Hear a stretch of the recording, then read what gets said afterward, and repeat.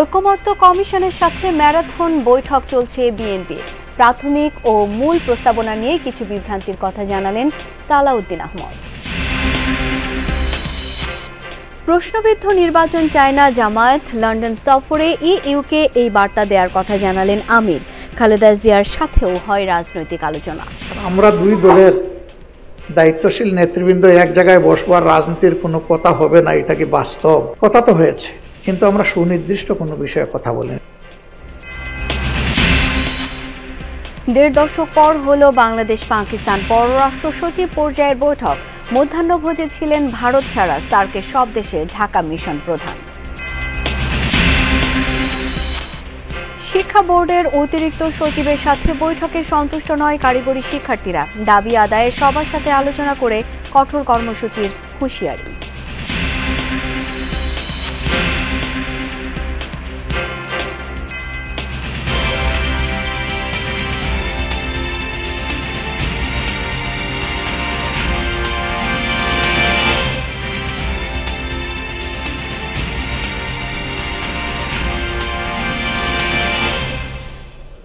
আমন্ত্রণ যমুনা নিউজে, আপনাদের সাথে আছি আমি শাওন দত্ত।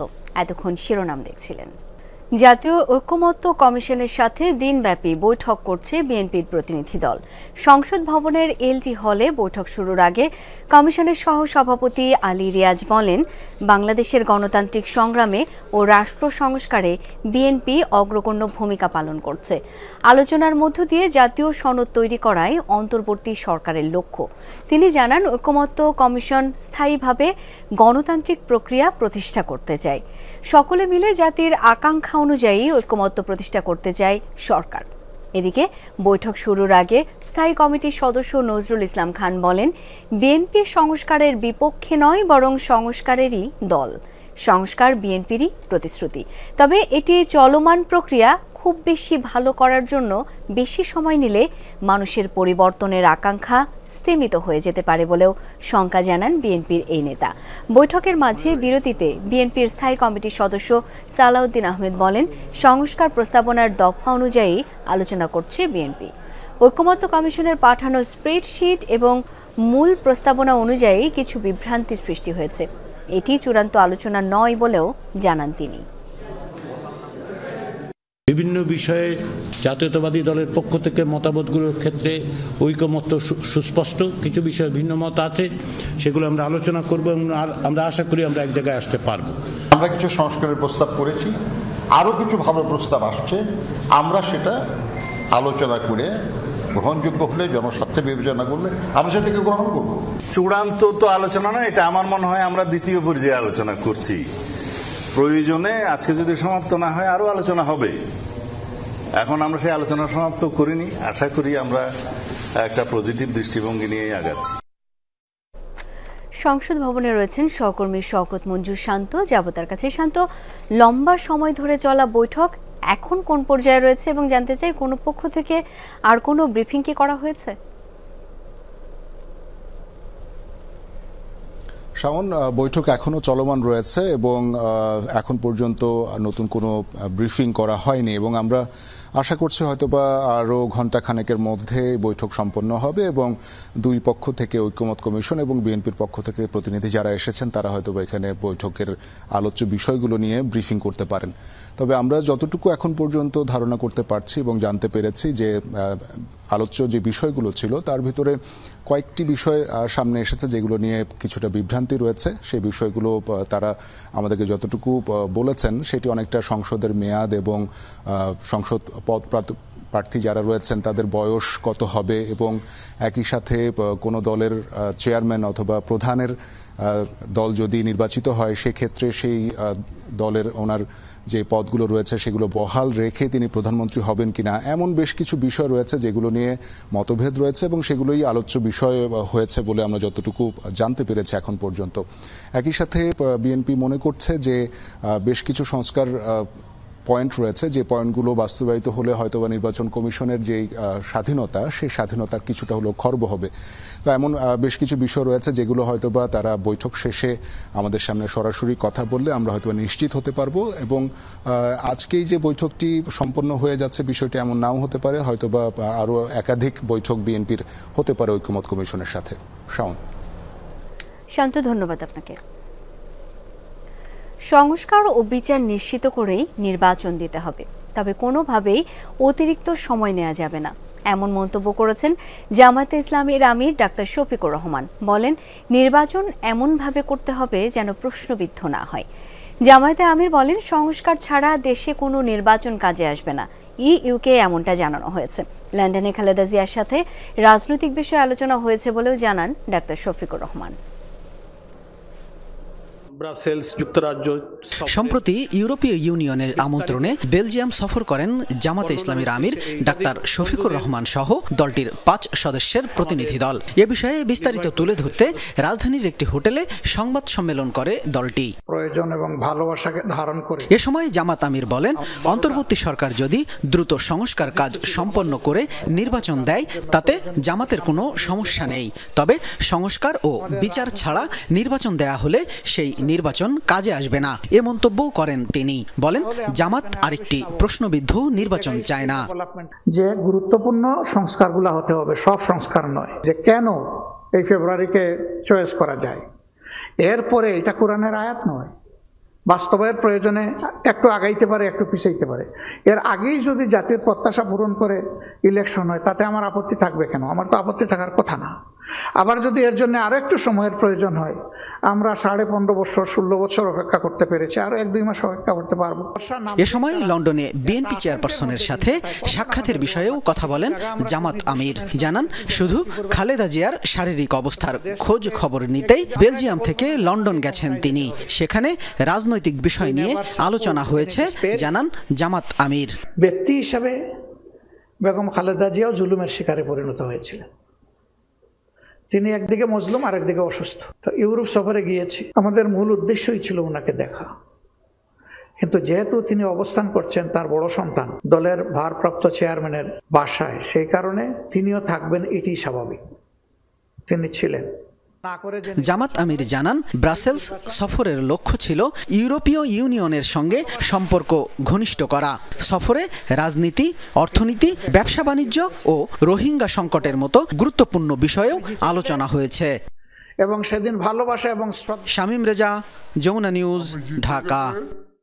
শেষ হয়েছে বাংলাদেশ পাকিস্তান পররাষ্ট্র সচিব পর্যায়ের বৈঠক। এর আগে সফররত পাকিস্তানি পররাষ্ট্র সচিবের সম্মানে দেয়া মধ্যাহ্নভোজে অংশ নিয়েছেন সার্কভুক্ত দেশগুলোর ঢাকা মিশন প্রধান, তবে আসেননি ভারতের প্রতিনিধি। সকাল 10:30টায় রাষ্ট্রীয় অতিথি ভবন পদ্মায় শুরু হয় এই বৈঠক। এতে নেতৃত্ব দেন পররাষ্ট্র সচিব জসিম উদ্দিন ও সফররত পাকিস্তানের পররাষ্ট্র সচিব আমনা বালুচ। বাংলাদেশ ও পাকিস্তানের মধ্যে এটি 6ষ্ঠ সচিব পর্যায়ের বৈঠক। সবশেষ 2010 সালে ইসলামাবাদে হয়েছিল এমন বৈঠক। ব্যবসা বাণিজ্য, প্রতিরক্ষা, বিমান চলাচল সহ দ্বিপাক্ষিক, উপ-আঞ্চলিক ও আঞ্চলিক বিভিন্ন ইস্যুতে কথা বলেন নীতি নির্ধারকরা। পররাষ্ট্র মন্ত্রণালয় ছাড়াও প্রধান উপদেষ্টার কার্যালয়, প্রতিরক্ষা, বাণিজ্য, স্বরাষ্ট্র মন্ত্রণালয়ের প্রতিনিধিরাও অংশ নেন বৈঠকে।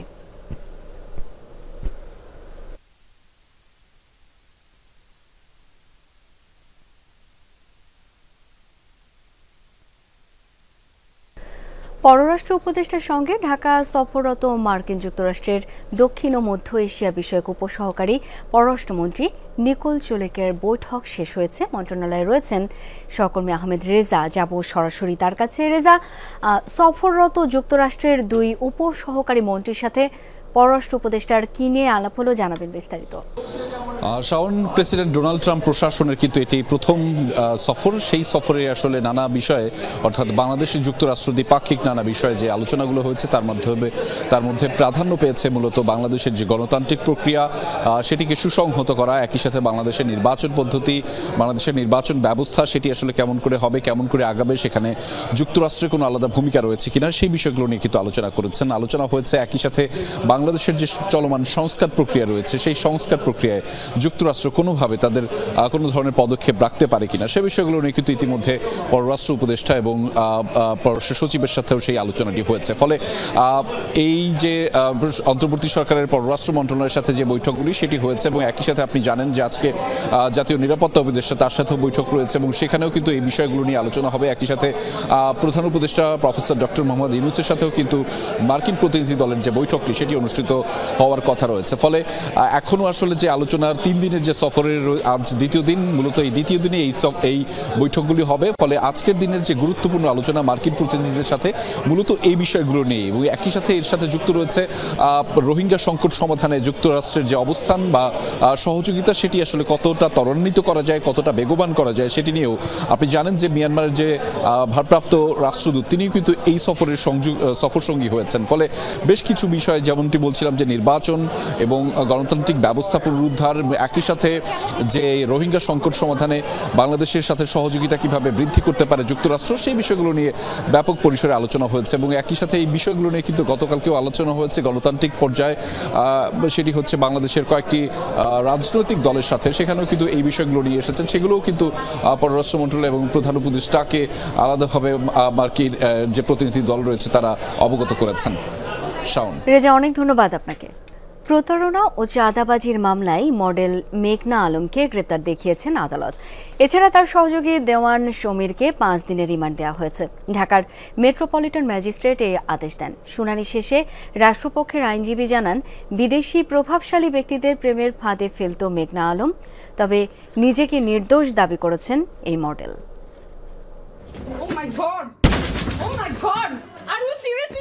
গত 9 এপ্রিল রাতে রাজধানীর ভাটারার বাসা থেকে আটক করা হয় মডেল মেঘনা আলমকে। বিশেষ ক্ষমতা আইনে তাকে কারাগারে পাঠানোর পর থেকেই শুরু হয় নানা আলোচনা সমালোচনা। তারা নিজেদেরকে পুলিশ পরিচয় দিচ্ছে, আমি বলেছি যে আমি থানায় এসে কথা বলবো। মেঘনাকে আটকের পর তার বিরুদ্ধে বেরিয়ে আসে নানা তথ্য। কূটনীতিকদের জিম্মি করে অর্থ আদায়ের অভিযোগে পরে গ্রেফতার করা হয় মেঘনার সহযোগী দেওয়ান সমীরকেও। বৃহস্পতিবার সকালে সিএমএম আদালতে তোলা হয় তাদের। পরে ধানমন্ডি থানার প্রতারণা ও চাঁদাবাজির মামলায় মেঘনা আলমকে গ্রেপ্তার দেখানো হয় আর তার সহকারী দেওয়ান সমীরকে 5 দিনের রিমান্ডে দেন বিচারক। শুনানিতে মেঘনা ও তার চক্রের বিভিন্ন তথ্য বিচারকের কাছে তুলে ধরেন রাষ্ট্রপক্ষের আইনজীবীরা। এক পর্যায়ে উত্তেজিত মেঘনা দাবি করেন তাকে ফাঁসানো হয়েছে। রাষ্ট্রপক্ষের আইনজীবী বলেন, বিভিন্ন ট্রাভেল এজেন্সি ও অল্প বয়সী সুন্দরী মেয়েদের ব্যবহার করে কূটনীতিকদের টার্গেট করত মেঘনা আলম চক্রটি। প্রেমের ফাঁদে ফেলে হাতিয়ে নিত অর্থ। মেঘলাকে দিয়ে সৌদি রাষ্ট্রদূতকে ট্রাফে ফেলে তারা দুইজনে মিলে তার কাছে $5 মিলিয়ন চাঁদা দাবি করেছিল। সেই জন্য তাকে আজকে এই মামলায়ও তাকে গ্রেপ্তার দেখানোর জন্য প্রার্থনা করে এবং বিজ্ঞ আদালত তাকে গ্রেপ্তার দেখিয়ে জেল আদালতে প্রেরণ করেন। আর সমীর দেওয়ানকে 5 দিনের রিমান্ড মঞ্জুর করে আরও জিজ্ঞাসাবাদ করার জন্য তদন্তকারী কর্মকর্তাকে অনুমতি প্রদান করে।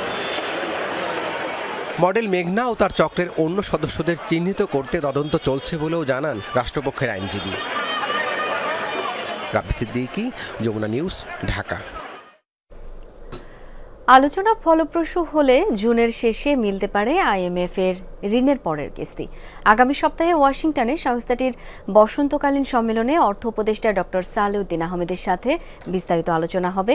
বাংলাদেশ ব্যাংকে আয়োজিত ব্রিফিং অনুষ্ঠানে আইএমএফ প্রতিনিধি দল এসব তথ্য জানায়। পণ্য ও সেবার দাম কমলেও মূল্যস্ফীতি এখনও কাঙ্ক্ষিত পর্যায়ে আসেনি বলে মন্তব্য করেছে দলটি। এজন্য সংকোচনমুখী মুদ্রানীতি আরও কিছুদিন ধরে রাখার পরামর্শ আইএমএফ এর। রাজস্ব আহরণের গতি বাড়ানোর তাগিদ দিয়েছে সংস্থাটি। বলছে, এমন কৌশল নেওয়া উচিত যাতে সামাজিক খাতে ব্যয় ও অবকাঠামোতে বিনিয়োগ বাড়ানো যায়। সাথে বাড়াতে হবে ট্যাক্স জিডিপির অনুপাতও, কমাতে হবে কর অব্যাহতির সুবিধা, আইনি সংস্কার হতে হবে আন্তর্জাতিক মানদণ্ড মেনে। বাংলাদেশ ব্যাংকের প্রাতিষ্ঠানিক সংস্কার জরুরি বলে মনে করে আইএমএফ।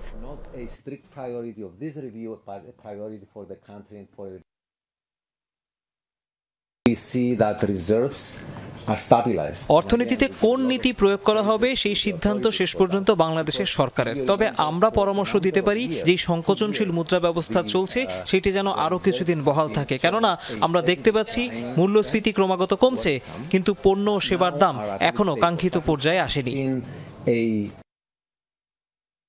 6 দফা দাবিতে কারিগরি শিক্ষা বোর্ডের অতিরিক্ত সচিব রেহানা ইয়াসমিনের সঙ্গে বৈঠক শেষে আলোচনায় অসন্তুষ্ট বলে জানিয়েছে সরকারি ও বেসরকারি পলিটেকনিক ইনস্টিটিউটের শিক্ষার্থীরা। দুপুরে সচিবালয়ে বৈঠক শেষে সাংবাদিকদের এসব কথা জানায় শিক্ষার্থীরা। মন্ত্রণালয় সময়ক্ষেপণ করতে চায় বলে মনে হচ্ছে। সব শিক্ষার্থীর সাথে আলোচনা করে কঠোর থেকে কঠোর কর্মসূচির ডাক দেয়া হবে ও আন্দোলন চলমান থাকবে বলে জানান তারা। বলেন বৈঠকে ডেকে আজকে প্রতারণা করা হয়েছে। বলেন আইন শৃঙ্খলা বাহিনীর প্রতিনিধিরা তাদের বলেছিলেন সব দাবি যৌক্তিক ও মেনে নেওয়া হবে। শিক্ষা উপদেষ্টার সাথে বৈঠক হবার কথা ছিল, কিন্তু তা হয়নি।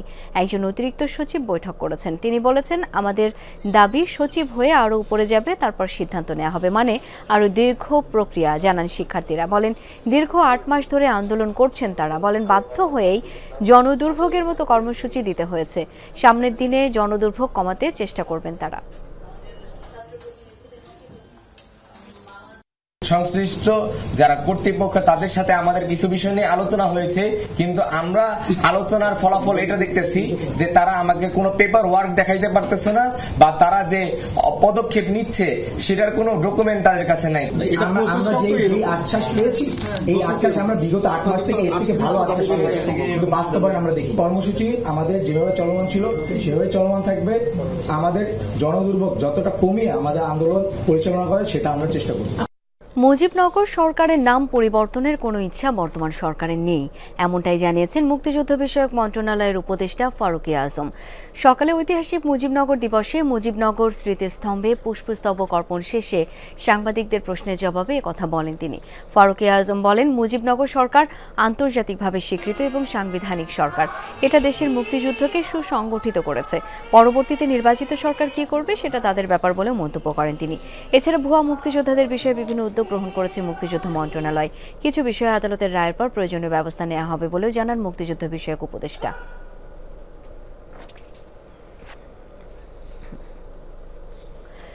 এমএলএম প্রতিষ্ঠান ডেস্টিনির ব্যবস্থাপনা পরিচালক রফিকুল আমিনের নেতৃত্বে আত্মপ্রকাশ করল আম জনতা পার্টি নামে নতুন রাজনৈতিক সংগঠন। তিনি এটির আহ্বায়ক। সকালে রাজধানীর একটি হোটেলে নতুন দল সম্পর্কে সংবাদ সম্মেলন করেন রফিকুল। জানান শোষণ ও বৈষম্যমুক্ত রাষ্ট্র গঠনে ভূমিকা রাখাই হবে এই দলের মূল কাজ। পরিবার ভিত্তিক রাজনীতি না করে গণতান্ত্রিক রাজনীতি করবে আম জনতা পার্টি। সংগঠনের 9 দফা ঘোষণা করা হয়। বলা হয় মানুষের মৌলিক অধিকার বাস্তবায়ন, রাজনৈতিক অধিকার প্রতিষ্ঠায় কাজ করবে দলটি। পাশাপাশি কৃষি ব্যবস্থার উন্নয়ন, কর্মমুখী শিক্ষা ব্যবস্থা, অর্থনৈতিক নিরাপত্তা নিশ্চিতে কাজ করার কথা জানানো হয়। আহ্বায়ক কমিটিতে মোট সদস্য রাখা হয়েছে 297 জনকে। ডেস্টিনির প্রকল্পে গাছ বিক্রির টাকা আত্মসাতের মামলায় 12 বছর জেলে থাকার পর গত জানুয়ারিতে মুক্তি পান রফিকুল আমিন।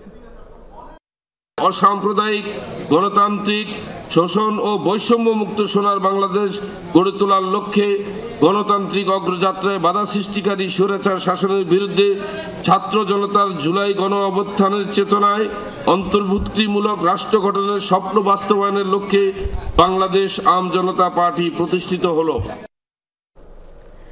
টানা 2 দিন ঢাকায় ঝোড়ো হাওয়া সহ ভারী বৃষ্টিতে স্বস্তি এলেও বিভিন্ন সড়কে দেখা দেয় জলাবদ্ধতা।